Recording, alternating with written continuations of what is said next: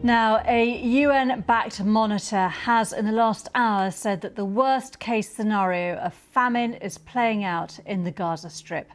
Whilst not being an official declaration of famine, the Integrated Food Security Phase classification says there is mounting evidence of widespread starvation, malnutrition and disease, and it's driving a rise in hunger-related deaths. It says the threshold for famine has been reached in Gaza City. In the past hour, the Israeli Foreign Minister described the situation in Gaza as tough, but said lies were being told about starvation. Gideon Saar said more than 5,000 aid trucks have entered Gaza in the past 2 months. Humanitarian groups, though, warn this week is crucial if thousands of people in Gaza are to be saved from starvation. They've urged Israel to open all border crossings and set up alternative routes for convoys. Here in the UK, a rare summer recess cabinet meeting is going to be held so the Prime Minister, Sir Keir Starmer, can update his ministers on the crisis. Well, I spoke to our Middle East correspondent Yulan Nell and Gaza correspondent Rushdie Abou-Alouf, who told me how much aid is getting into the Strip. Well, nothing today. They're still waiting for the aid to come in today. Yesterday and the day before, the estimated is about 150 trucks, and this is very little comparing to what is needed in Gaza. Israel allowed food from 3 different crossings yesterday and the day before to reach like the 3 areas where Israel announced the tactical humanitarian pause. So they will allow food from the north and from the south in Rafah, and from Kusufim in the middle, so to cover the whole area. But the problem is that according to many Gazans, which I spoke to this morning and last night, most of the, like 90% of the trucks were looted by gangs and end up sold for a very high price in the black market. So the people who need this aid did not receive it. And Yolande, what can you tell us about the different options that are being discussed, the calls for new routes to be opened? Yeah, so we have had the UN saying that already there is in this region enough food to feed the more than 2 million people in the Gaza Strip for something like 3 months, if they can just shift those supplies into Gaza.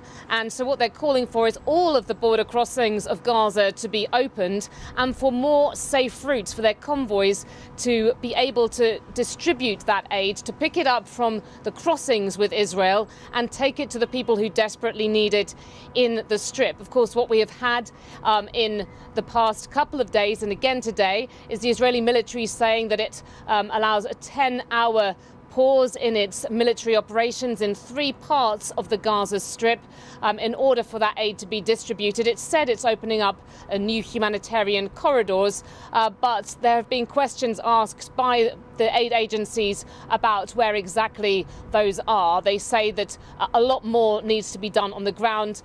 We've had different agencies talking about how, you know, a lot of the headlines that have come through have talked about sort of token moves. It's been symbolic, but it's not action. Just important to say as well that we have had just a short time ago what we were waiting for, an alert from the IPC. That's the group of more than 20 aid organisations that you were referring to before. It's saying that it has not made an official formal classification of famine in Gaza, but at the same time it says famine is playing out in the Gaza Strip, and says that this was the worst case scenario. Mounting evidence shows that widespread starvation, malnutrition and disease are driving a rise in hunger-related deaths. We have had, you know, the different aid organisations that are part of this system warning in the past few days that actually it's very hard to meet the technical definition of famine. It's something that requires the gathering of lots of scientific data, but it's been difficult to do that because so many people in Gaza are displaced. They can't do the surveys that they need to do of households, and they can't do the screening that they need to do of children in particular to gather the evidence of the extent of malnutrition. Yes, and Yolande, just picking up on that from what we're seeing reported by the news agencies from the IPC, this alert now is saying famine is playing out in the Gaza Strip, but it doesn't formally classify Gaza as being in famine because they say that can only happen with more analysis, and it says that it will now carry that out without delay. Can you just give us a sense of even this announcement today from them? Does that make any difference on the ground to what happens? Yolande. I mean, just to go into a bit of explanation, it's very technical for this designation of famine to be issued. What's required are three elements. So you need at least 1/5 of households having extreme lack of food or starvation. You need to have more than 30% of children under 5 suffering from acute malnutrition, and more than 2 in every 10,000 people in the population dying per day. Now, it's very hard with the figures that we're getting through to accurately assess exactly what is going on, to verify data to that extent. But of course, you know, all of this is going to seem like, you know, a lot of nonsense to people on the ground who are just suffering daily from the real effects of being unable to feed themselves, to feed their children. That's something that we hear in very stark terms from the freelance journalists who are working with us, who say that they're often going without even one meal a day, that their children are crying from hunger. Yeah, and David Miliband, head of the International Rescue Committee, has said in a statement ahead of this alert that often the declaration of famine, formal famine declarations, he says, always lag reality. And he points to what happened in Somalia back in 2011. He said where 250,000 people, half of them children under 5, had already died of hunger.